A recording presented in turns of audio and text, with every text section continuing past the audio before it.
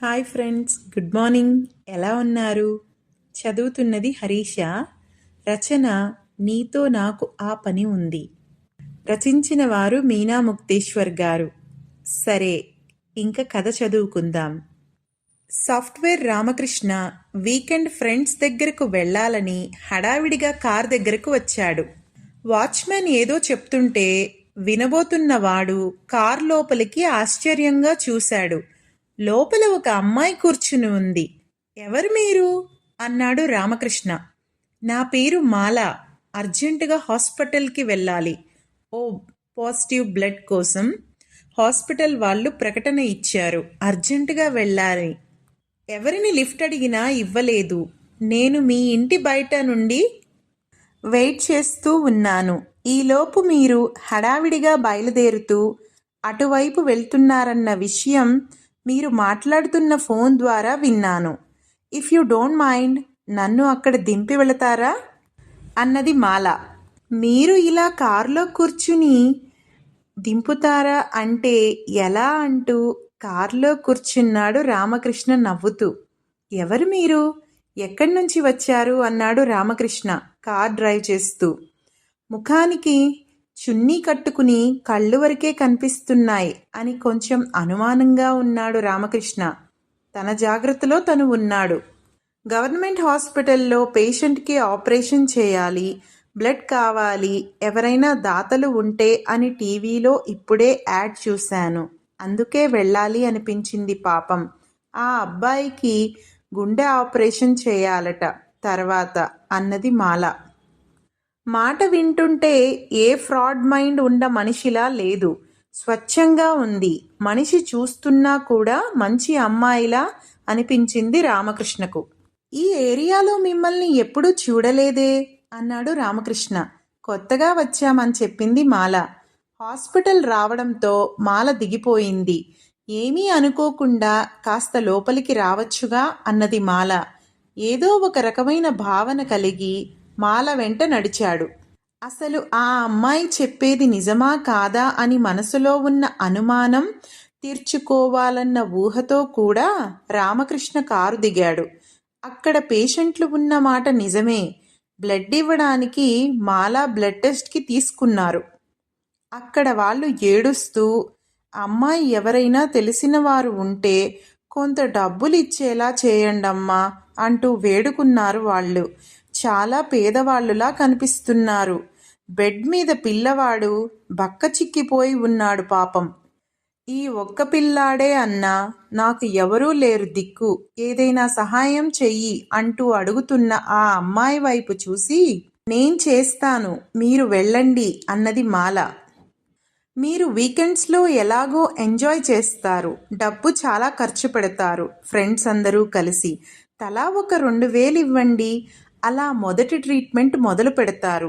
ఈలోపు గవర్నమెంట్ ద్వారా డబ్బులు వస్తాయట అని చెప్పింది మాల.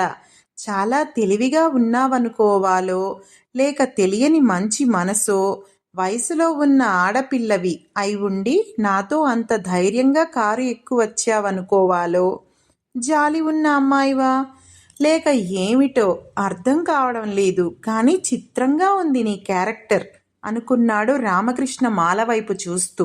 ఊరికే ఎవ్వరికీ పైసా ఇవ్వడు, కానీ ఎందుకో అక్కడ సిచ్యువేషన్ చూస్తుంటే ఇవ్వాలి అనిపించింది. ఫ్రెండ్స్కి ఫోన్ చేసి అక్కడ విషయం షేర్ చేశాడు. తప్పకుండా రా అన్నారు అందరూ. 10,000 ఇచ్చాడు రామకృష్ణ. రామకృష్ణ ముందే డాక్టర్ గారికి కట్టింది మాల. ట్రీట్మెంట్ మొదలు పెడతాము, మెడిసిన్స్ అవన్నీ కూడా తెచ్చుకోండి, వైద్యం మొదలు పెడతామన్నారు అక్కడ. కళ్ళకు కనిపిస్తున్నది ప్రతిదీ నిజమే కదూ అంటే ఆ అమ్మాయి మనసు చాలా మంచిది అనుకున్నాడు రామకృష్ణ. తన దగ్గర ఉన్న డబ్బులతో మందులు తేవడానికి వెళ్ళింది మాల. ఆశ్చర్యంగా అనిపించింది మాల క్యారెక్టర్ రామకృష్ణకు. కాసేపటికి ఫ్రెండ్స్తో కూర్చున్న రామకృష్ణ మాల గురించి చెబుతూ ఉన్నాడు. అమ్మాయి అందంగానే ఉంది, కానీ ముఖం మాత్రం కనిపించలేదు. అందంగానే ఉంటుంది అని చెప్పగలను, ఎందుకంటే అంత బాగున్నాయి ఆ కళ్ళు. కానీ అంత సేవాతత్వం ఆశ్చర్యం కలిగించింది. సడన్ గా నా కార్లో కూర్చుని ఉంటే ముందు వేరేగా అనుమానం, కోపం వచ్చాయి.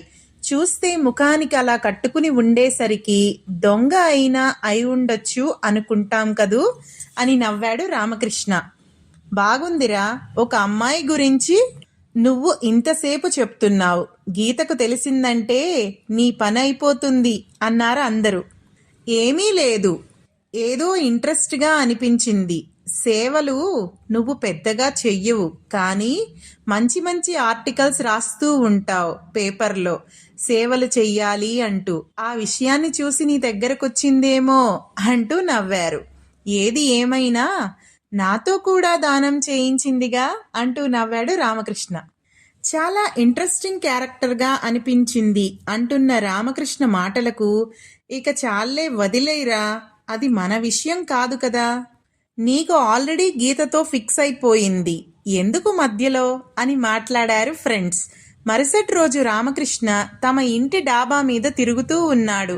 పైన ఉన్న చెట్లకు నీళ్లు పోస్తూ ఉన్నాడు.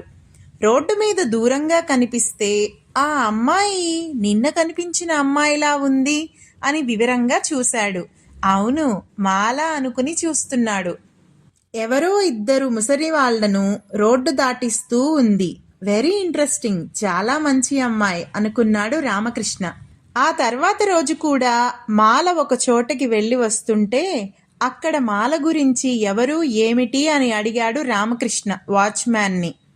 పదే పదే ఒక అమ్మాయి కనిపిస్తూ ఉంటే అనుకోని ఇంట్రెస్ట్ కలుగుతుంది. ఏమిటో తెలుసుకోవాలి అన్న ఉత్సాహం కూడా ఉంటుంది. అందులో ప్రవర్తన ఆకర్షించేలా అనిపిస్తే మరి వయసు అలాంటిది. ఇక్కడ నర్సరీలో పనిచేస్తుంది బాబు. ఆ వచ్చిన డబ్బులు తీసుకువెళ్ళి వృద్ధాశ్రమంలో కడుతుంది. పోనీ బాగా ఉన్నవాళ్ళు అనుకుంటే కాదు, చాలా మంచి అమ్మాయి అని చెప్పాడు అక్కడ వాచ్మ్యాన్. నిజం చెప్పాలంటే గీత ఇలా దానాలు చేస్తుంది అంటే మాత్రం చెయ్యదు. ప్రతి రూపాయి జాగ్రత్త, లెక్క, బయటవారి కోసం ఒక్క రూపాయి కూడా ఖర్చు పెట్టని మనస్తత్వం. ముఖ్యంగా ఆ పొదుపు చూసి సంవత్సరంన్నర ఒకరినొకరు అర్థం చేసుకుని ఓకే చేసుకున్నారు. ఎందుకనో మాల విషయం కొద్దిగా ఇంట్రెస్ట్గా అనిపించింది రామకృష్ణకు. రామకృష్ణ మనసులో మాల విషయం పూలమాల వలె అందంగా కదులుతూ ఉంది. ఎంత మంచి మనసు! నిజంగా గీతతో తనకు ఏమీ లేకుంటే అటువంటి అమ్మాయిని జీవితంలో వదులుకోలేడు. మామూలుగా బతకడం ఒక రకమైతే ఆ అమ్మాయిలా బ్రతకడం మేలు రకం అనుకుంటూ మంచం మీద వాలి నవ్వుకుంటూ ఉన్నాడు రామకృష్ణ. తప్పు అని తెలుసు, తనకు ఇంకొక అమ్మాయితో పెళ్లి కుదిరింది అని కూడా తెలుసు. కానీ పదే పదే మాల గుర్తుకు వస్తూ ఉన్నది. అసలు ఇంత మంచి అమ్మాయిలు ఇలా ఉంటారా నిజంగా అనుకుంటూ ఉండగా రామకృష్ణకు ఫోన్ వచ్చింది. ఎవరు మీరు అంటున్న రామకృష్ణ మాటలకు మీరు ఎవరి గురించి ఆలోచిస్తున్నారో నేనే అంటూ నవ్వింది మాల. ఆశ్చర్యం, మీరే నాకు ఫోన్ చేయడం అన్నాడు రామకృష్ణ. నిజం చెప్పండి, నా గురించే ఆలోచిస్తున్నారు కదూ మీరు అన్నది మాల. అబద్ధం ఎందుకు మాల, నిజంగానే ఆలోచిస్తున్నాను అన్నాడు రామకృష్ణ. ఎంతో మందిని సహాయం అడిగినా కూడా ఎవ్వరూ ముందుకు రాలేదు. సహాయం చేసింది మాత్రం మీరే. మీలాంటి వారిని నేను మర్చిపోలేను. నా మనస్సుకి మీరు నచ్చారు అని నవ్వుతూ చెప్పింది మాల. ప్రశ్నార్థకంలో పడింది రామకృష్ణ మనసు. వీలు కాని విషయం అది నిజం చెప్పాలంటే. తన మనస్సు ఆమె మనసులోని మంచితనాన్ని ఇష్టపడుతుంది. ఎందుకంటే ఆ అమ్మాయి ముఖం కూడా చూడలేదు తను. కానీ అటువంటి అవకాశం లేదు, రాదు అనుకున్నాడు Ramakrishna. I love you Ramakrishna అని చెప్పి ఫోన్ పెట్టేసింది మాల. ఆ మాట వింటున్నప్పుడు తన గుండె శబ్దం తనకే వినిపించేలా అనిపించింది రామకృష్ణకు. గీతతో తనకు ఒడంబడికల పెళ్ళి, కానీ మాల మనసుకు నచ్చిన అమ్మాయి, మంచి అమ్మాయి. అటువంటి అమ్మాయి తనకు తానే తనను ఇష్టపడుతున్నాను అని చెబితే తన గుండె లయ తప్పింది. ఆలోచనల్లో కొట్టుకుంటూ ఉంది రామకృష్ణ హృదయం. ఆ తర్వాత 2 రోజులు ఫోన్ చెయ్యలేదు, కనిపించలేదు మాల. కనిపిస్తుందేమో అని ఆశగా ఎన్నోసార్లు ఆమె కనపడే వైపు వెళ్ళి చూశాడు రామకృష్ణ. తను ఫోన్ చేస్తే ఏం చెప్పాలి? అలా చెయ్యాల్సి వస్తే గీతను వదులుకోవాలి అనుకుంటూ ఉన్నప్పుడు గీత ఫోన్ చేసింది రామకృష్ణకు. మాట్లాడుకుంటూ ఉన్నారు. ఒకరికి ఒకరు బేరీజు వేసుకునే మనస్తత్వం గీతకి ఉన్నది. నీ సంబంధం కుదిరిన తర్వాత చాలా గొప్ప సంబంధం వచ్చింది అని నాన్నగారు అంటున్నారు అంటూ నవ్వేసింది గీత. తప్పేముంది గీత, నీకు ఇష్టమైతే పెళ్లి చేసుకో అన్నాడు రామకృష్ణ. సరిపోయింది అనుకుంటాం కానీ ఎవరు ఎక్కడికి వెళ్లాలో అక్కడికే వెళతారు అంటూ నవ్వేసింది గీత. నాకు ఒక మంచి అవకాశం వచ్చింది అన్నాడు రామకృష్ణ. అయితే నువ్వు చేసుకో అన్నది గీత నవ్వుతూ. నిజంగా చేసుకుంటే బాధపడవుగా అన్నాడు రామకృష్ణ. బాధేముంది? మనదేమైనా ముదిరిపోయిన ప్రేమ బాధ కాదుగా. నాలోని లక్షణాలు మీకు నచ్చి నన్ను ఎంచుకున్నారు, మీలోని లక్షణాలు నచ్చి మేము ఎంచుకున్నాం, అంతే కదా అంటూ నవ్వింది గీత. గీత మనసు పరిపక్వతగా ఉంటుంది. ఏదైనా సరే తట్టుకునే స్థితి ఆమె మనసుకు ఉన్నది అని తెలుసు రామకృష్ణకు. ఆ రాత్రి నిద్ర పట్టలేదు రామకృష్ణకు. ఒక్కసారి ఐ లవ్ యూ చెబితే అరిగిపోతారా అంటూ మెసేజ్ వచ్చింది ఫోన్లో. రామకృష్ణ మనసు ఊరుకోలేదు. 1 గంట సేపు ఆ మెసేజ్ వైపు చూస్తూ రకరకాలుగా బాధపడ్డాడు. ఐ లవ్ యూ అని పెట్టాడు. వెంటనే ఫోన్ చేసింది మాల. మళ్ళీ చెప్పండి అన్నది. ఐ లవ్ యూ మాల అని ఇంకా అసలు విషయం చెప్పాలి అని నోరు తెరిచేసరికి రామకృష్ణ మాల చెప్పింది. హోటల్ బృందావన్కి రండి, మీతో మాట్లాడాలి అన్నది మాల. అదేంటి, హోటల్ రూమ్కి ఎందుకు అనుకున్నాడు రామకృష్ణ. అటువంటి అమ్మాయి కాదు, కానీ ఎందుకలా రమ్మంది? వెళ్ళడానికి నాకేం భయం? నేనేమన్నా ఆడపిల్లనా ఏమిటి? తనకి ఎంత ధైర్యం ఉంటే నాకెందుకుండదు అనుకున్నాడు రామకృష్ణ. అనుకున్నట్టుగానే ఆ రోజు సాయంత్రం హోటల్ బృందావన్కి వెళ్ళారు. అక్కడ రూమ్ బుక్ చేసుకుని ఉన్నారు. 143 రూమ్లో వెయిట్ చేస్తున్నారు సార్, మేడం మీకోసం అని చెప్పారు. లోపలికి వెళ్ళాడు రామకృష్ణ.